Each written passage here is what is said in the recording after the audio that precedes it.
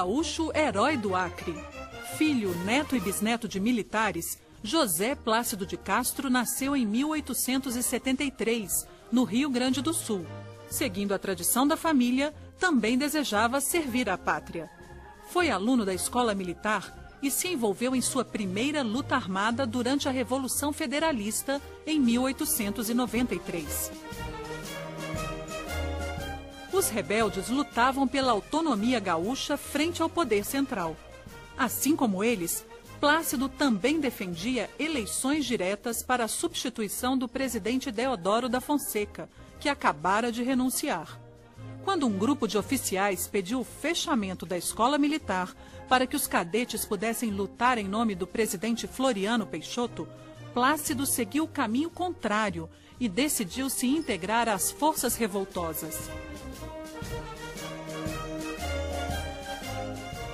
Encerrada a Revolução, Plácido recusou a anistia e abandonou de vez a carreira militar. Deixou o Rio Grande do Sul para viver alguns anos no Rio de Janeiro e em São Paulo. Depois de se formar como agrimensor, seguiu para a Amazônia em 1899, na intenção de tentar a sorte com a exploração da borracha. No início do século XX, a Amazônia era responsável por 100% da borracha usada pela indústria automobilística internacional. As seringueiras localizadas na região de fronteira entre Brasil e Bolívia produziam 60% desse total. A mão de obra que garantia a extração vegetal era quase totalmente brasileira, mesmo que o território não pertencesse ao Brasil.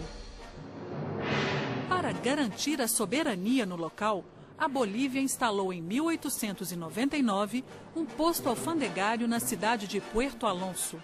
Do lado brasileiro, o governo do Amazonas começou a financiar seringalistas e a contratar líderes para organizar revoltas contra os bolivianos. A primeira insurreição foi liderada por José de Carvalho. Em 14 de julho de 1899, Luiz Galvez declarou a independência do Acre. Mas, em dezembro de 1900, o exército da Bolívia ocupou a área e pôs fim à breve república. No ano seguinte, a Bolívia arrendou parte da região a uma companhia estrangeira, o Bolivian Syndicate. Foi Galvez quem denunciou o acordo costurado entre o governo boliviano e a empresa americana.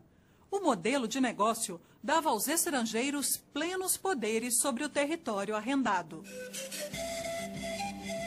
Bolivianos e brasileiros já não se entendiam, quando Plácido de Castro foi escolhido para liderar o movimento armado dos seringueiros contra a Bolívia e os interesses americanos na região. Na época, ele tinha somente 27 anos de idade, mas já possuía liderança para comandar mais de 30 mil homens. Em 6 meses, a Revolução decretou o Acre território brasileiro. O Plácido, digamos assim, ele tem uma atuação local, né, comandando as forças revoltosas brasileiras, né, aplicando seus conhecimentos militares, tanto da escola de cadetes, como da sua experiência na Revolução Federalista. Em contrapartida, o presidente da Bolívia, General Pando, organizou uma grande operação militar.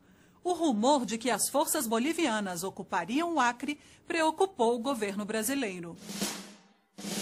O ministro das Relações Exteriores, Barão do Rio Branco, enviou uma expedição à Amazônia para negociar um acordo com o país andino. Em novembro de 1903, o Tratado de Petrópolis foi assinado e o Acre foi anexado ao Brasil, em troca de áreas no Mato Grosso, do pagamento de 2 milhões de libras esterlinas e da promessa de construção da estrada de ferro Madeira-Mamoré. A companhia americana instalada na região foi indenizada com o pagamento de 110 mil libras esterlinas.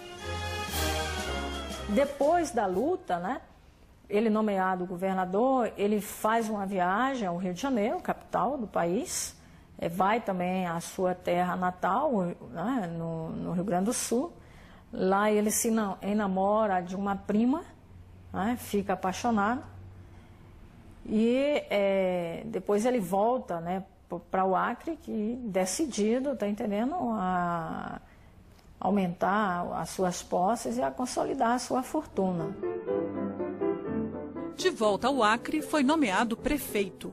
Estabeleceu-se como um dos maiores seringalistas da região e foi alvo de várias intrigas políticas que o acusavam de tramar a favor da Bolívia.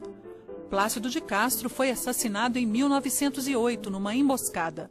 O crime nunca foi esclarecido. O Acre reverencia Plácido como seu herói maior. Por ter sido um dos grandes responsáveis pela anexação daquelas terras ao Brasil, o gaúcho também é o patrono do 4º Batalhão de Infantaria de Selva do Exército Brasileiro, o Batalhão Plácido de Castro. Em 2004, seu nome foi incluído no Livro de Aço dos Heróis Nacionais, localizado no Panteão da Pátria, em Brasília. Plácido de Castro é um dos construtores do Brasil.